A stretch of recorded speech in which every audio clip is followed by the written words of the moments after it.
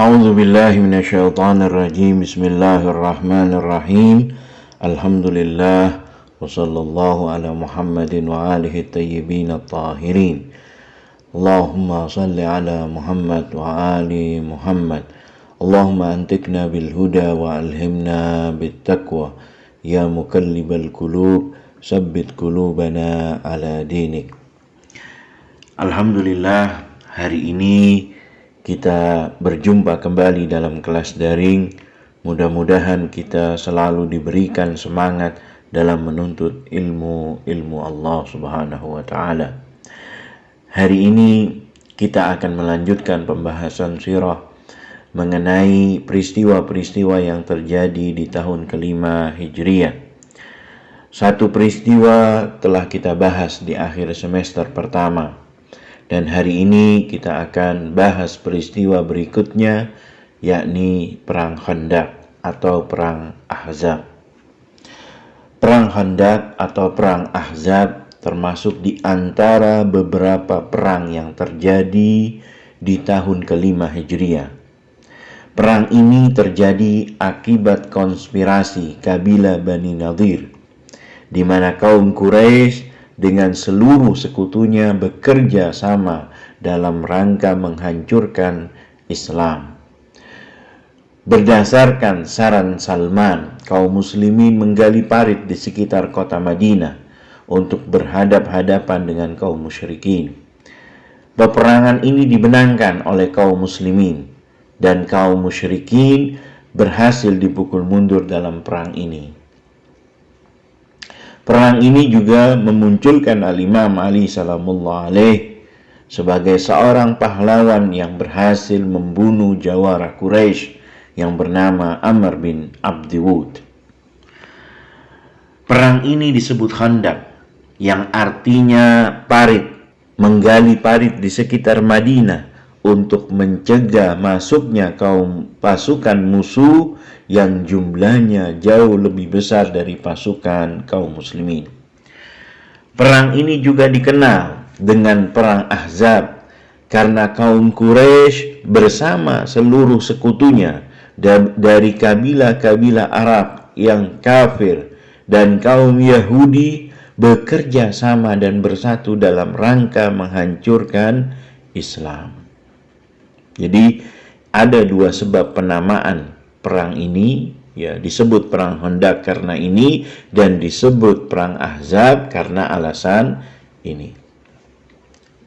Nah, itu mukaddimah berkaitan dengan Perang Ahzab dan apa yang terjadi dalam peperangan tersebut. Mayoritas sejarah mencatat bahwa Perang Ahzab atau Perang Khandaq terjadi pada tahun kelima Hijriah. Dalam sebagian sumber disebutkan bahwa perang ini terjadi di bulan Syawal. Sementara yang lain menyebutkan di bulan Zulhijjah. Dalam sebuah riwayat disebutkan bahwa Rasulullah Shallallahu Alaihi Wasallam pada hari Sabtu tanggal 10 Syawal berangkat ke medan perang dan berakhir pada hari Sabtu tanggal 1 Zulhijjah. Kemudian apa latar belakang yang menjadikan terjadinya Perang Ahzab atau sebab-sebab Perang Ahzab? Di antaranya adalah ketika Nabi Shallallahu Alaihi Wasallam mengusir atau mengeluarkan Bani Nadhir dari benteng mereka disebabkan pengkhianatan yang dilakukan oleh orang-orang Yahudi dari Bani Nadhir. Ya, pembahasannya sudah kita bahas sebelumnya di akhir semester. Mereka berangkat ke Khaybar, kemudian memprovokasi kaum Yahudi untuk berperang dengan Nabi Shallallahu Alaihi Wasallam. Ini merupakan sebab asli yang mendorong terjadinya Perang Ahzab atau Perang Khandaq. Setelah mereka ke Khaybar kemudian melakukan provokasi di sana, kaum Yahudi dari Bani Nadhir dan Bani Wa'il seperti Huyai bin Akhtab Nazari, Salam bin Abi Huqaiq Nahzari, Kanana bin Rabi bin Abi Huqaiq Nazari, Hawdhah bin Qais Wa'ili dan Abu Ammar Wa'ili. Mereka berangkat ke kota Mekah dalam rangka mengajak Abu Sufyan dan kaum Quraisy untuk berperang dengan Nabi Shallallahu Alaihi Wasallam. Abu Sufyan kemudian menerima usulan mereka untuk bersekutu dan bekerja sama dalam memusuhi dan memerangi Nabi, di mana kaum Yahudi dan kaum Quraisy pun akhirnya bersatu. Kemudian orang-orang Yahudi tersebut berangkat ke kabilah Ghatafan yang dipimpin oleh Uyainah bin Hisn Fazari, dan dengan menjanjikan 1 tahun kurma Khaybar agar mereka mau ikut bersama memerangi Nabi Shallallahu Alaihi Wasallam. Kemudian mereka pun pergi ke Bani Sulaim bin Mansur dan meminta kerjasamanya untuk ikut dalam peperangan ini. Ini beberapa hal yang dilakukan oleh Bani Nazir dan Bani Wa'il untuk memprovokasi kaum kafir Quraisy dan beberapa kabilah seperti Ghatafan dan lainnya. Kemudian dari provokasi yang mereka lakukan ini sehingga muncullah sebuah pasukan persekutuan yang sangat besar. Pertanyaannya, berapa jumlah pasukan kaum muslimin dan berapa jumlah pasukan kaum musyrikin? Nah, dalam sejarah disebutkan bahwa jumlah pasukan kaum musyrikin dari seluruh kabilah dalam peperangan ini mencapai 10.000 pasukan. Ini dari seluruh kabilah atau ahzab, kabilah Arab. Tidak termasuk dari orang-orang Yahudi, pasukan dari Yahudi. Mencapai 10.000 pasukan. 4.000 dari pasukan tersebut adalah pasukan berkuda dan 1.500 pasukan penunggang unta. Ini berasal dari kaum Quraisy dan para sekutunya. Menurut sebagian sumber, jumlah kaum Quraisy, Ghatafan, Sulaim, Asad, Ashja, Quraidah, Bani Nazir dan kelompok-kelompok Yahudi lainnya, kalau di jumlah total maka pasukan mereka mencapai 24.000 orang. Sementara jumlah pasukan kaum muslimin disebutkan dalam sejarah hanya mencapai 3.000 orang saja. Kemudian apa yang dilakukan oleh Nabi untuk menghadapi pasukan yang cukup besar ini?